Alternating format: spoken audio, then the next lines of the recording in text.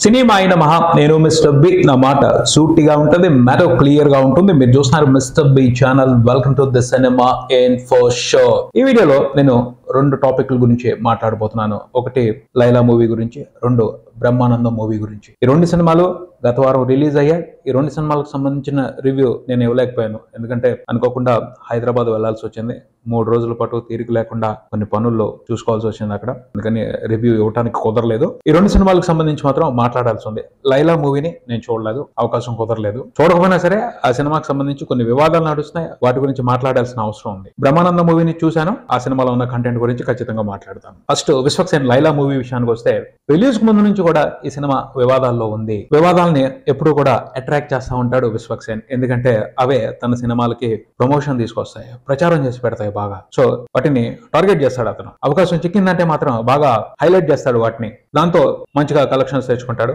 కొన్నిసార్లు బ్లాక్ బస్టర్లు కూడా కొట్టాడు ఫ్లాప్ అయిపోవాల్సిన సినిమా కూడా అతని ప్రమోషన్ స్ట్రాటజీ మూలంగా హిట్ అయిపోయిన సందర్భాలు ఉన్నాయి అతని సినిమాతో బిజినెస్ లో ఇన్వాల్వ్ ఉన్న వాళ్ళు సేఫ్ అయిపోయిన పరిస్థితులు ఉన్నాయి అందుకనే ఆ స్ట్రాటజీని అతను చాలా పక్కాగా ఫాలో అవుతున్నాడు ఈ సినిమాకి సంబంధించి కూడా ట్రై చేశాడు కానీ అనుకున్నంతగా కుదరలా ఒక వివాదం పెద్దదైంది కానీ పసలేని వివాదం అనవసరమైన హడావిడి చేసిందే కానీ దానివల్ల సినిమాకి అయితే ఎటువంటి ఉపయోగం లేకుండా పోయింది ప్రీ రిలీజ్ ఫంక్షన్ లో 30 years పృథ్వీ ఒక కామెంట్ చేశారు అది పెద్ద రగడైంది అని అనుకున్నారు కానీ ఒక వర్గం వాళ్ళు మాత్రమే దాన్ని గట్టిగా హైలైట్ చేసి ఏదో జరగరాంది జరిగిపోయినట్టు హడావిడి చేశారు కానీ దానివల్ల సినిమా టాక్ కి సంబంధించి కానీ ప్రచారానికి సంబంధించి కానీ ఎటువంటి ఉపయోగం లేదని నేనైతే చెప్తాను బాయ్కాట్ లైలా అని కొంతమంది సోషల్ మీడియాలో చిన్న బస్సు మొదలు పెట్టారు అసలు అది పెద్ద యాక్టివ్ గా కూడా లేదు ఉధృతంగా సాగలేదు తీవ్రం అవలేదు చిన్నగా మొదలు పెట్టారు ఈలోపే మూవీ టీం వచ్చేసి దాని మీద ఎక్స్ప్లెనేషన్ ఇచ్చి దాని నుంచి బయటపడటానికి రకరకాల ప్రయత్నాలు చేస్తున్నట్టు మాట్లాడటం అసలు సిల్లీగా అనిపించింది భయపడాల్సిన అవసరం లేదు దేనికి భయపడతారు ఎప్పుడు భయపడతారు మీరు ధైర్యంగా లేనప్పుడు భయపడతారు మీ సినిమాలో ఇంట్రెస్టింగ్ కంటెంట్ లేనప్పుడు భయపడతారు మీరు మంచి సినిమా తీనప్పుడు భయపడతారు ఎవరైనా అప్పుడే భయపడాలి నిజాయితీగా సినిమా తీసినప్పుడు మంచి కంటెంట్ తో సినిమా తీసినప్పుడు ఇంట్రెస్టింగ్ ఎంటర్టైన్మెంట్ సినిమాలు ఉన్నప్పుడు ఎవరైనా ఎందుకు భయపడాలి విశ్వక్సేన్ భయపడి ముందే దొరికిపోయాడు అని చెప్తాను ఈ సినిమాకి సంబంధించి అది బాయ్కాట్ లైలా అని ఎవరైతే ట్రెండ్ మొదలు పెట్టారో వాళ్ళకి ధైర్యం ఇచ్చింది మేమేదో చేసేస్తాం మేమేదో ఇన్ఫ్లుయెన్స్ చేసేస్తాం ఒక సినిమాని ఆడకుండా చేసేస్తాం అని ధైర్యం ఇచ్చింది వాళ్ళకి అంత సీన్ లేదు ఒక సినిమాని ఎవరు కూడా బాయ్కాట్ చేయలేరు బాయ్కాట్ చేస్తారు ఎప్పుడు సినిమాలో సరైన కంటెంట్ లేనప్పుడు వివాదాలు ఉన్నప్పుడు సమాజానికి ఉపయోగపడిన అంశాలు ఉన్నప్పుడు వద్దన్నా బాయ్కాట్ చేస్తారు జనం అందుకని ఒక మంచి సినిమాని అందులో అవసరమైన కంటెంట్ ఉన్న సినిమాని బాయ్కాట్ చేయడం ఎవరో వల్ల కాదు ప్రేక్షకులకి నచ్చింది అనుకోండి ఆ ఎంటర్టైన్మెంట్ దాన్ని కూడా బాయ్కాట్ చేయడం ఎవరో వల్ల కాదు ఎందుకంటే ఒకే రకమైన మైండ్ సెట్ ఉన్న ఆడియన్స్ ఈ సొసైటీలో ఉండరు రామ్ గోపాల్ వర్మ గారు తెలుగుదేశం పార్టీని విమర్శిస్తూ చాలా సినిమాలు తీశారు దాన్ని ఎంకరేజ్ చేసిన ఆడియన్స్ ఉన్నారు అలాగే విమర్శించిన వ్యతిరేకించిన ఆడియన్స్ ఉన్నారు రకరకాల సెక్షన్స్ ఉంటారు ప్రజల్లో రకరకాల వర్గాలు ఉంటారు కొంతమందికి కొన్ని విషయాలు నచ్చుతాయి కొంతమందికి కొన్ని విషయాలు నచ్చవు కొంతమందికి నచ్చనంత మాత్రాన కొన్ని సినిమాలు బ్లాక్ బస్టర్స్ అవ్వకుండా ఉండవు ఎందుకంటే రెండు తెలుగు రాష్ట్రాల్లో కలుపుకుని మొత్తం 9 కోట్ల వరకు ప్రేక్షకులు ఉన్నారు వాళ్ళందరూ వచ్చిన ప్రతి సినిమాని చూసారు అందులో 50 లక్షల మందో 1 కోటి మందో 2 కోట్ల మందో చూసారు అంతే 2 కోట్ల మంది చూసారు అంటే బీభత్సమైన బ్లాక్ బస్టర్ అవుద్ది సినిమా 9 కోట్ల మంది వచ్చేసి సినిమాని చూడరు చాలా తక్కువ మంది చూస్తూ ఉంటారు సో వాళ్ళలో రకరకాల ఆడియన్స్ ఉంటారు ఒక వర్గం ఆడియన్స్ చూడకూడదు అనుకుంటే ఇంకో వర్గం ఆడియన్స్ చూస్తారు సినిమాని ఎవరు ఆపలేరు దీంట్లో కంటెంట్ బాగలేదు అసహ్యంగా ఉంది అసభ్యంగా ఉంది అశ్లీలంగా ఉంది అని మాట్లాడుతున్నారు అలాంటి కంటెంట్ కూడా ఎంజాయ్ చేసే వాళ్ళు ఉన్నారు చేస్తారు మరీ భరించలేనట్టుగా సినిమాని తీయబట్టి లైలా మూవీని ప్రేక్షకులు రిజెక్ట్ చేస్తున్నారు కానీ కొంచెం ఎంటర్టైనింగ్ గా తీస్తే దానికి వచ్చే కలెక్షన్స్ దానికి వచ్చేవి అంతేగాని ఎవరో బాయ్కాట్ చేయండి అని పిలుపునిచ్చారు కాబట్టి సినిమా ఆడలేదని చెప్పుకోవడం మాత్రం ఫూలిష్నెస్ స్పష్టంగా ఫూలిష్నెస్ బాయ్కాట్ విషయం పక్కన పెడదాం లైలా మూవీని ఎందుకు తీశారు అని కొంతమంది గట్టిగా విమర్శిస్తున్నారు రివ్యూలు చేసేవాడు ఎందుకు తీయకూడదు అని నేను అడుగుతాను ఎందుకంటే ఆ సినిమా డైరెక్టర్ ని అలాంటి కంటెంట్ తో ఎంటర్టైన్ చెయ్యి అని ఎంకరేజ్ చేశారు అందుకని అతను తీశాడు అలాంటి అసభ్యకరమైన అశ్లీలమైన కంటెంట్ తో ఎంటర్టైన్మెంట్ అతను ఓటీటీ సినిమా చేశాడు ఒకటి బాగా టాక్ వచ్చింది ఇండస్ట్రీలో అతన్ని మెచ్చుకున్నారు ఎంకరేజ్ చేశారు అతని దగ్గర ఏదో టాలెంట్ ఉందని తెలిసే కదా అంత పెద్ద బ్యానర్ నందమూరి బాలకృష్ణతో భగవంత్ కేసరి వంటి సినిమా తీసిన బ్యానర్ రేపు మెగాస్టార్ చిరంజీవితో సినిమా తీయబోతున్న బ్యానర్ అతనికి అవకాశం ఇచ్చింది పూర్వకం ఇవ్వలేదు అతను ప్రూవ్ చేసుకున్నాడు నేను ఇలాంటి కంటెంట్ తో ఆడియన్స్ ని ఎంటర్టైన్ చేస్తాను అని ఓటీటీలో అందుకు ఇచ్చారు విశ్వక్సేన్ కూడా అందుకే నమ్మాడు ఈ తరహా ఎంటర్టైన్మెంట్ ని ఎంజాయ్ చేసే ఆడియన్స్ ఉన్నారు అని వాళ్ళని ఎంటర్టైన్ చేయడం కోసం తీశారు అని బట్ మిస్ఫైర్ అయింది క్యాలిక్యులేషన్ తప్పింది ఎక్కడో కొంచెం క్యాలిక్యులేటెడ్ గా తీసుకున్నట్టయితే ఆ అశ్లీలాన్ని ఆ అసభ్యాన్ని కూడా ఎంజాయ్ చేసేవాళ్ళు ఎంజాయ్ చేసే సెక్షన్ వేరుగా ఉన్నారు ఎవరు ఆపేవాళ్ళు కాదు దాన్ని. ఇలాంటి సినిమాలు తీయాలా తీయకూడదా అనే దానికి సంబంధించి ఒక సమస్య ఉంది. అదేమిటంటే తీస్తున్నారు కాబట్టి చూస్తున్నామని ఆ సినిమాలను ఎంజాయ్ చేసే ఆడియన్స్ అంటారు. అలాంటి కంటెంట్ ని ఎంజాయ్ చేసే ఆడియన్స్ ఉన్నారు కాబట్టి మేము ఈ సినిమాని తీస్తున్నామని అలాంటి కంటెంట్ తో సినిమాలు తీసే ఫిల్మ్ మేకర్స్ చెప్పుకుంటూ ఉంటారు. అది వ్యాపారం, దాన్ని అడ్డు చెప్పడానికి లేదు. ఎందుకంటే గవర్నమెంట్ సెన్సార్ బోర్డుని పెట్టింది, వాళ్ళు అప్రూవ్ చేసి ప్రదర్శించుకోవచ్చు ఈ సినిమాని పబ్లిక్ లో అని బయటకు వదిలిన తర్వాత అది కరెక్ట్ కాదు అని చెప్పడానికి ఎవరికి అర్హత లేదు, హక్కు లేదు. గవర్నమెంట్ సెన్సార్ బోర్డుని ఎందుకు పెట్టింది? నిజంగా వివాదాస్పదమైన కంటెంట్, సమాజానికి చెడు చేసే కంటెంట్ బయటికి రానివ్వకూడదు అని బయటకు వచ్చింది. అది అంటే ఓకే పర్వాలేదు, దీంట్లో ఎంజాయ్ చేసే ఎంటర్టైన్ అయ్యే కంటెంట్ ఉంది అని అర్థమే కదా. అలాంటి సినిమాలని, అలాంటి అసభ్యతని, అశ్లీల జోకుల్ని ఎంజాయ్ చేసిన చరిత్ర ఉంది సినిమాలకి. ఇంకా ఓటీటీలో ఏమన్నా నడుస్తున్నాయా? అసలు ఎంత ఘోరంగా ఉన్నాయి. ఎంజాయ్ ఇట్లా ఉన్నారుగా ఆ కంటెంట్ ని ఎంజాయ్ చేసే ఆడియన్స్. ఆ ధైర్యంతోనే ఈ సినిమా మేకర్స్ ఈ కంటెంట్ ని తీసుకొచ్చారు. ఒక ప్రయోగం చేశారు, ఫెయిల్ అయింది. అంత మాత్రానికే వాళ్ళు ఏదో ఘోరం చేసేసారు, పాపం చేసేసారు అని మాట్లాడటం తప్పు. ఎంకరేజ్ చేసే వాళ్ళు ఉన్నారు కాబట్టి వాళ్ళు అలాంటి ప్రయత్నం చేశారు. చేయకూడదని అనకూడదు, మార్పు రావాలి. ఇది కాదు మనం చేయాల్సిన కంటెంట్, మనం వేరే రకంగా చేయాలి అని వాళ్ళ ఉద్దేశం వేరుగా ఉన్నప్పుడు ఖచ్చితంగా మార్పు వస్తుంది. వ్యాపార కోణంలో చూసినప్పుడు ఇలాంటి ప్రయత్నాలు జరుగుతాయి, చేస్తూ ఉంటారు. వ్యాపారంలో ఏదైనా నడుస్తుంది, డబ్బులు రావాలంతే. నేనైతే చెప్పేది ఒకటే, లైలా మూవీకి సంబంధించి అందరూ అపోహల్లో ఉన్నారు, భ్రమల్లో ఉన్నారు. భ్రమల నుంచి బయటికి రండి. మనందరం నీతులు చెప్తాం, ఆ నీతులు ఎవరో పాటించరు, అవసరానికి తగ్గట్టు మార్చుకుంటారు. రాజకీయాల గురించి ప్రతి ఒక్కళ్ళు ప్రగల్భాలు పలుకుతారు, నీతిగా ఉండాలి, నిజాయితీగా ఉండాలని. మళ్ళీ వెళ్ళి అతనికి ఎంత నేర చరిత్ర ఉన్నా, అతను కరెక్ట్ కాకపోయినా అతనికే ఓటేసి వస్తాం. అది మన గొప్పతనం. సినిమాలకు సంబంధించి కూడా అంతే. అది బాగలేదు, ఇలా తీయకూడదు, అలా తీయకూడదు అని చెప్తాం. అవసరం అనుకున్నప్పుడు అలాంటి సినిమాలను ఎంకరేజ్ చేసి వస్తాం. మన సొసైటీలో ఉన్న పెద్ద లోపం ఇది. నిజంగా స్ట్రిక్ట్ గా అలాంటి సినిమాలు చూడడం అని భీష్మించుకునే ప్రేక్షకులు కూర్చుంటే రావు. చూస్తున్నారు కాబట్టి వస్తున్నాయి. మారాలి, మార్చేయాలి, ఎవరికి అవసరం లేదు.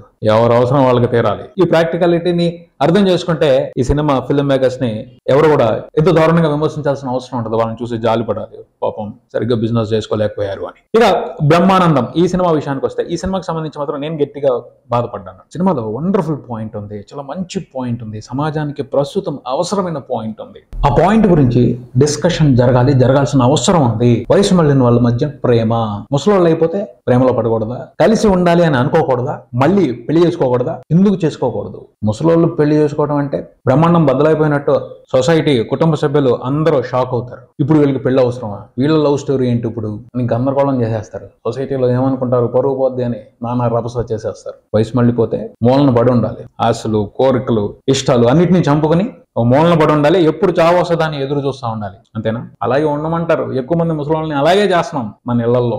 జీవితం చివరి దశలో కుళ్ళి మానసికంగా ఎంతో వేదన అనుభవిస్తూ దారుణంగా చనిపోతున్న వయసు మళ్ళిన వాళ్ళు చాలా మంది ఉంటున్నారు ఈ సొసైటీ. ఎందుకు వాళ్ళు అలా ఉండాలి? హ్యాపీగా పుట్టారు, హ్యాపీగా పెరిగారు, హ్యాపీగానే చనిపోవాలి కదా. వాళ్ళకి ఎందుకని ఆ వివక్షత చూపిస్తున్నాం మనం? ఆ పరిస్థితుల్లో మార్పు రావాలి. వాళ్ళకి కూడా స్వేచ్ఛ ఉండాలి, వాళ్ళకి నచ్చినట్టు వాళ్ళు ఉండాలి, వాళ్ళ ఇష్టానికి తగ్గట్టు వాళ్ళు ఉండాలి, వాళ్ళకి నచ్చిన తోడుతో వాళ్ళు హ్యాపీగా జీవితాన్ని గడపాలి. దీని గురించి ప్రాపర్ డిస్కషన్ జరగాలి. చాలా మంచి పాయింట్ అది. బ్రహ్మానందం గారు లాంటి స్టార్ ఈ విషయం గురించి చర్చిస్తే బలంగా సొసైటీలోకి వెళ్తుంది. అలాంటి పరిస్థితుల్లో ఉన్న వాళ్ళకి సంబంధించి పిల్లలు ఆలోచిస్తారు, ఓకే వీళ్ళకి ఫ్రీడమ్ ఇద్దాం, వాళ్ళకి నచ్చినట్టు ఉండనిద్దాం. ప్రతి ఒక్కళ్ళు ప్రేమలో పడాలి, పెళ్లి చేసుకోవాలనే కాదు, వాళ్ళకి నచ్చినట్టు ఉండటానికి అవకాశం ఇవ్వాలి. వాళ్ళు కూడా మనుషులని గుర్తించాలి. చాలా చోట్ల ఏమైపోతుందంటే, ముసలోళ్ళు ఉన్నారు ఇంట్లో అంటే టీవీ ఉంది, ఫ్రిడ్జ్ ఉంది, టేబుల్ ఉంది, వాళ్ళు కూడా ఉన్నారు అన్నట్టుగానే ఉంటుంది పరిస్థితి. కృష్ణరామ అనుకుంటూ ఎప్పుడు వస్తుందా చావు అని ఎదురు చూస్తూ ఉండాలి. అదే వాళ్ళ పని. అంతకుమించి ఇంకేం చేయడానికి ఉంది అన్నట్టుగానే మాట్లాడుతూ ఉంటారు, అన్నట్టుగానే బిహేవ్ చేస్తూ ఉంటారు చాలా మంది. అది తప్పు. మనిషికి తోడు కావాలి, చనిపోయేంత వరకు తోడు కావాలి. అలా ఓ తోడు ఉంటే హ్యాపీగా ఉంటారు. ఎటువంటి బాధల్ని, కష్టాలని, మానసిక వేదనని అనుభవించకుండా హాయిగా ఉండే అవకాశం తీసుకుంటారు. వాళ్ళకి, పెద్దవాళ్ళకి ప్రతి కుటుంబం ఇవ్వాల్సిన గౌరవం అది దొరకట్ల.